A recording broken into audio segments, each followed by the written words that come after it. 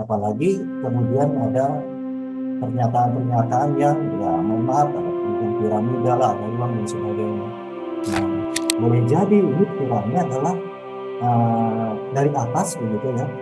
Kemudian kita belum tahu nih susunannya seperti apa begitu, polanya seperti apa. Yang jelas di sini baik batu yang bukan kecil maupun besar itu mengalami sebuah akumulasi keterabukan yang begitu rumit begitu ya, tidak berakhir. Nah ini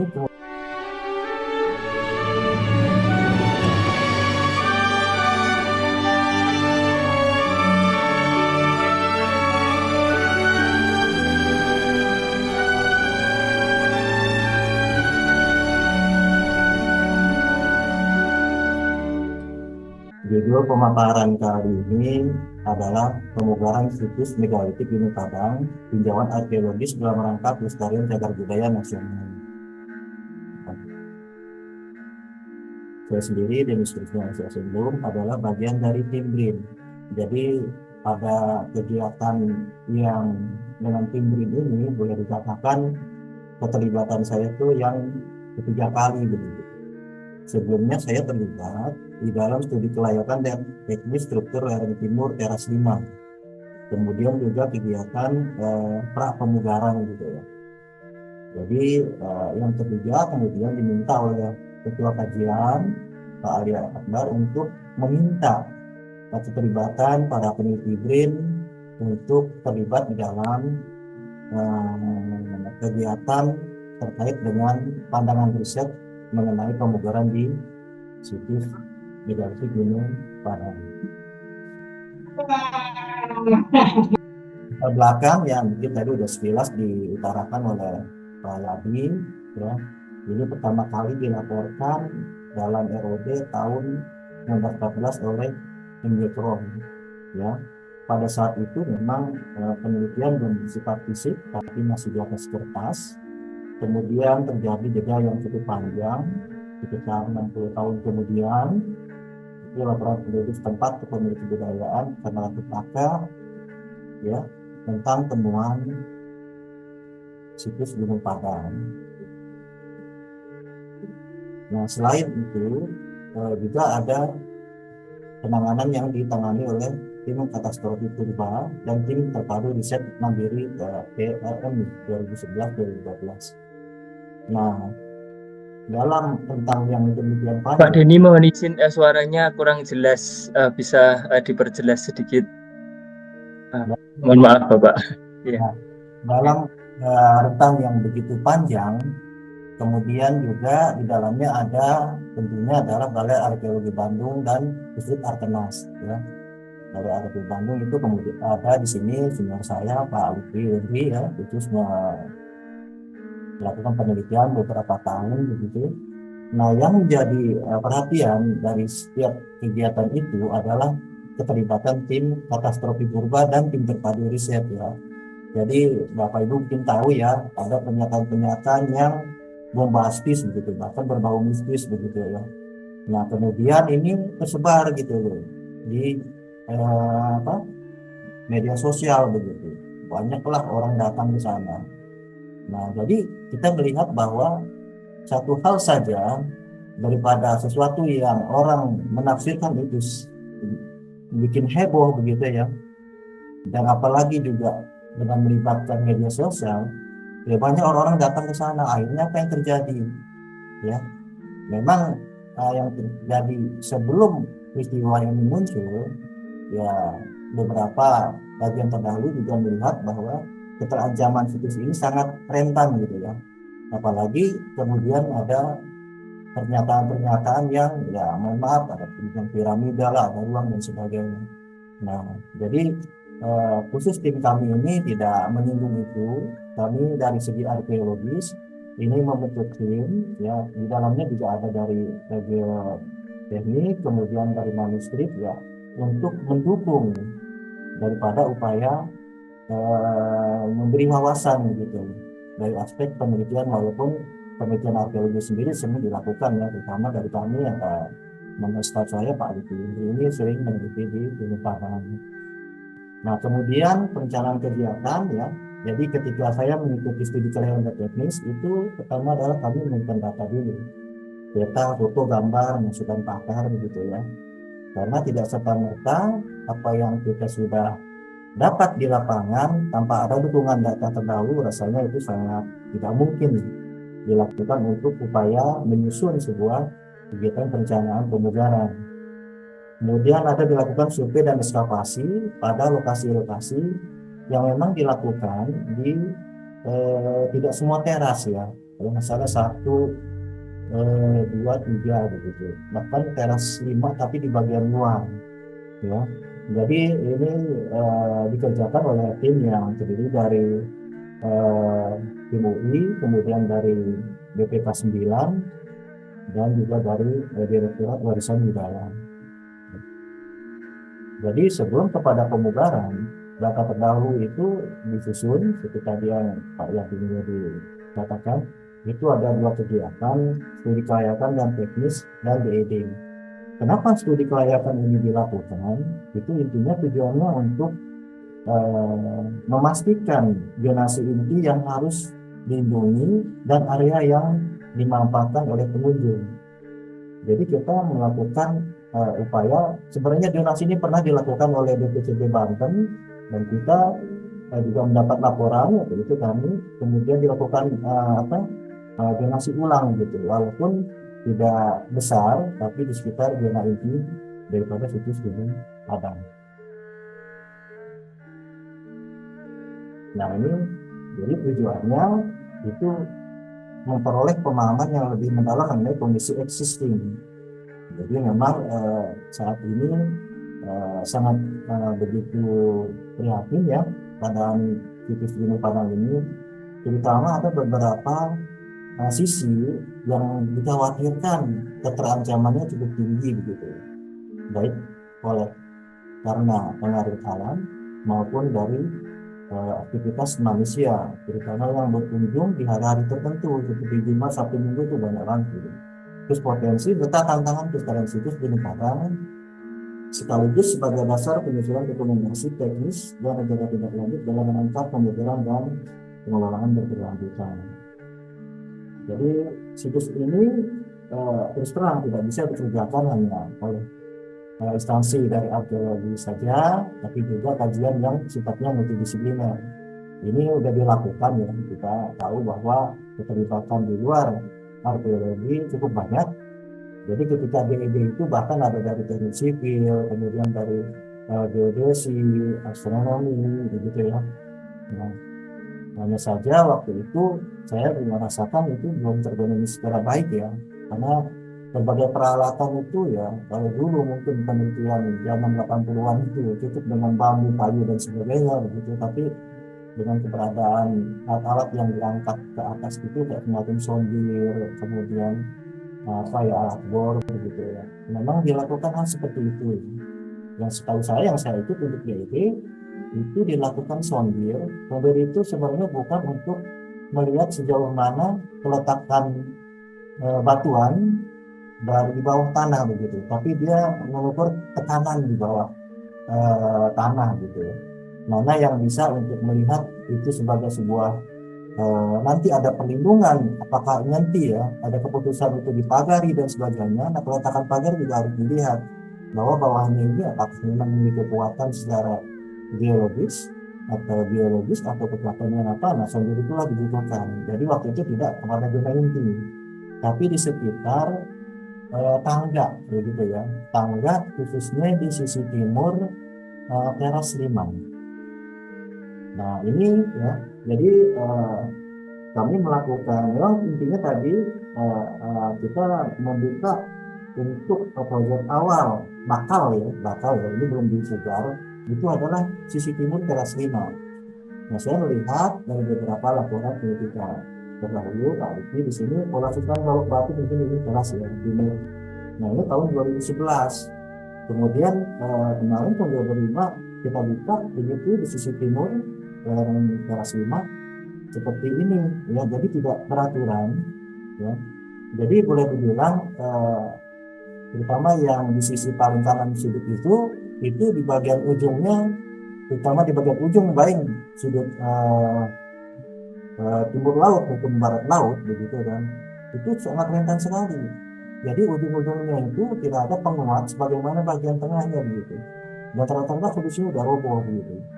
Nah, itu dikhawatirkan karena batu penyusunnya antar kolom-kolom di dalam talut ini nanti akan terjadi intrusi baik untuk pergerakan manusia di atas maupun air, bisa jadi nanti tidak hanya menyerang bagian sudut tapi juga bagian tengahnya gitu. Nah, ini batu penyusun teras tenaga sisi timur teras 1 dan sisi timur teras 5 bagian bawah. Jadi kondisinya seperti ini, sudah tidak beraturan. Boleh jadi ini perkiraannya adalah dari atas begitu ya. Kemudian kita belum tahu nih susunannya seperti apa begitu, polanya seperti apa. Yang jelas di sini baik batu yang bukan kecil maupun besar itu mengalami sebuah akumulasi keteradukan yang cukup rumit begitu ya, tidak beratur. Nah, ini kemudian di sisi kiri bawah adalah kondisi sisi timur teras 5 bagian atas. Nah, kalau diperhatikan itu di sisi timur teras 5 bagian atas itu ada semacam tanaman pagar ya, gitu ya, yang membatasi antara pagar teras 3, 4, 5 begitu. Jadi di situ lalu lalang orang banyak banget gitu. Jadi boleh jadi ini juga mengalami lesakan begitu dari atas ya. Jadi walaupun dipagar dengan tanaman, tapi tetap aja di bagian pagar bagian dalam ada semacam selasar begitu yang membatasi pagar situs teras. Ya, orang sudah kebanyakan miring dan amblas di situ. Ya. Kita tidak tahu nih, ternyata di sampingnya di sisi lerengnya ternyata banyak batu. Kita buka, ya begitulah keadaannya. Ya. Kami hanya melakukan ini juga barangkali juga ada pergerakan manusia di atas yang kita harus tentu begitu kumpul begitu. Kemudian juga ada intrusi air, ya, jadi kemudian juga ada pergeseran karena longsoran begitu ya. Dan teras 5 ini kami menemukan salah seorang jipol di situ dulunya memang dipakai untuk tanaman palawija gitu, macam singkong gitu ya. Gitu. Dulunya memang katanya rata begitu. Mungkin seperti itu. Nah, ini adalah hal-hal yang kami jumpai ya. Pertama, pada teras 1 ini ada pergerakan tanah di bagian timur teras 1 ya. Nah, jadi lateral permukaan tanah ini ada susunan yang memang dia itu tidak beraturan. Ada yang mengarah barat timur, kemudian ada yang barat laut timur laut barat daya begitu ya. Nah, jadi kita lihat di situ di sisi lereng timurnya luar biasa sangat rentan ya. Jadi kalau mungkin orang duduk saja atau ada longsoran dari atas, apalagi bisa dibayangkan kalau nanti rumputnya tidak ada, bagaimana ini? Bisa jadi itu akan roboh ke bawah begitu. Kemudian ini genangan air. Nah, genangan air ini di teras 5, teras yang paling tinggi, yang paling sakral gitu ya. Jadi di sini tidak ada ya keberadaan drainase bagaimana mengatur hempasan air ini supaya keluar begitu. Dan ternyata di sisi baratnya itu ada pagar lagi di situ yang menyebabkan banyak yang sudah doyong begitu, ya miring gitu. Seperti yang ada di teras 5. Kemudian potensi tanah rekah. Nah, ini terjadi di bagian sisi barat daripada teras 4, 3 dan bahkan sampai teras 2 begitu. Yang sangat melihat pergerakan itu sudah menunjukkan adanya perbedaan yang contoh mau ke jurang gitu ya, gitu. Jadi ini sudah ada rekan-rekan begitu. Apakah ini mungkin ada intrusi air, kemudian beban manusia juga ada semacam fungsi lahan mungkin yang digunakan sebelumnya untuk fungsi yang lain begitu ya. Akhirnya bekas tanaman atau apapun diangkat jadi seperti ini gitu. Kemudian ini struktur dinding di bagian barat laut ya. Jadi ini juga kita lihat bahwa tidak ada pengikat yang kuat di bagian sudut begitu daripada ini. Jadi kita lihat ada semacam longsoran pelan-pelan begitu ya, baik yang sifatnya kolumnar dalam posisi berdiri maupun yang horizontal sudah tidak karuan begitu. Dan ini kondisi yang ada di sudut barat laut maupun timur laut di teras satu, itu Gunung Padang. Dan ini adalah pintu gerbang masuk utama, ya. Jadi ini juga apakah memang saya tidak tahu apakah ini pintu masuk utama sejak dulu atau bagaimana. Nah, ya beginilah kondisinya. Jadi kebanyakan orang di sini tuh kalau malam Jumat kumpul ya, hanya untuk di sebelah kanan yang tidak kelihatan itu ada sumur gitu. Jadi banyak orang datang ke sini mengambil air, kemudian dari berbagai ini ya. Kemudian juga di hari-hari tertentu itu ada semacam komunitas yang mereka membawa acara seni di bawah itu bahkan sampai naik ke atas begitu. Di atas lebih para laki mungkin ada yang duduk, ada yang kemudian berdiri di atas batu, kemudian ada yang bersender gitu kan. Itu suasana malam begitu. Dan banyak itu terjadi di malam-malam, malam Jumat, malam Minggu gitu. Nah seperti itu. Nah ini adalah kondisi tanah di belakang musola. Jadi kami melihat ada beberapa, walaupun sudah ada di plaster begitu dengan batu kali ya, semakin talut, tapi kondisi ini tidak menjamin gitu ya, karena di atasnya itu bisa bertahan. Ya, jadi kita lihat di sini, padahal itu kalau dikupas sedikit saja di bagian pohon pisang dan rumput itu, ya jelas di situ ada sebaran struktur, gitu. Ini lama kelamaan juga bisa aja dia keluar jalan gitu, karena nggak bisa sepenuhnya ya kalau ini menyangga daripada bagian atas. Nah, kemudian kami juga melihat ada aktivitas ritual warga. Ini jauh-jauh orang Batak datang ya, mereka melakukan ritual agama di situ. Kita lihat di sini, ya, duduk, kemudian berdiri, gitu ya, kemudian juga melakukan semacam kedupaan begitu di sini. Ini kalau nggak salah di teras 2 ya, jadi cukup banyak gitu kan. Nah, mereka tahu gitu kan, mereka artinya ya kita punya luhur nih di sini. Kita juga melihat ini juga, dan ini juga memang di beberapa suku Toba, karena saya pernah jadi balar di sana ya. Ya banyak orang-orang di sana yang memang masih ada berkaitan dengan religi yang terkait dengan pengujian batu-batu gitu ya, kepercayaan lah gitu. Pak Denny, mohon maaf bisa dipercepat gitu. Sudah 15 menit. Mohon maaf Pak. Ya. Bahkan kalau menargetkan di Pegunungan Lereng Utara, Barat dan Timur Gunung Padang ya, kami melihat sumber batu itu yang nggak jauh-jauh sebenarnya ya, ada di situ. Jadi ada di barat, utara, terus selatan. Ini kami melakukan itu ya. Dan terus terang di lereng YouTube karena nggak boleh dibuka atau eskavasi ya. Jadi kami menyusuri beberapa sumber batuan yang ternyata ada di situ-situ sendiri. Dan ini penelitian tahun 2020-an ya, Bapak mungkin Pak Yono, kita lihat di sini kan juga masih sering kerontang begitu ya. Jadi ini adalah beberapa alat juga masih sederhana. Jadi kita lihat perbandingan tadi rumput, sekarang ini sebelumnya adalah masih tanah begitu. Mereka masih concrete. Nah ini hasil daripada kami juga melakukan upaya, karena kami tidak menyentuh inti ya, apalagi tim Green ini menegakkan atau apa, kami tidak mendapat pengeluaran itu. Jadi kami mencari data banding begitu. Nah ini gambar daripada 3D ya, kita melihat beberapa uraian daripada permukaan geomorfologinya gitu. Kemudian kami juga melihat struktur yang data banding di Lepak Sigeduk, dan juga kota Tanggahan di kampung Cianjur gitu. Pemakam ya, lihat strukturnya, jenis batunya, jenis polanya begitu. Kami melakukan perbandingan gitu. Nah ini adalah selain itu kami juga melakukan penelusuran data manuskrip. Ini Museum Prabu Siliwangi dari pesantren di Alfat, Sukabumi, yang ada informasi bahwa orang dulu gitu kan, orang menyebutnya itu adalah Siang Padang, negara Siang Padang begitu ya. Mereka tidak menyebutnya Gunung Padang, ini karena media sosial lebih menyebutnya Gunung Padang. Padahal dalam manuskrip ini disebutnya negara Siang Padang, artinya yang terang begitu ya. Ini ada naskah yang kami peroleh dari salah seorang pengasuh pesantren di Sukabumi gitu. Nah ini adalah kondisi itu tantangan utama. Pertama, pergeseran kemiringan dan kemudian sumber batu. Kami mengambil ada erupsi tanah di segala batu, pertumbuhan vegetasi, tekanan aktivitas manusia gitu kan. Kemudian rekomendasinya pemetaan geologi Gunung Padang. Nah, mungkin udah banyak pemetaan geologi, tapi yang belum itu adalah pemetaan soal tadi kami menemukan sumber-sumber lereng, kemudian detail stabilisasi, konsolidasi gitu ya. pengendalian vegetasi, kemudian pengajaran zona. Ini adalah yang rekomendasi kami sampaikan kepada Direktorat Warisan Budaya dan BPK 9.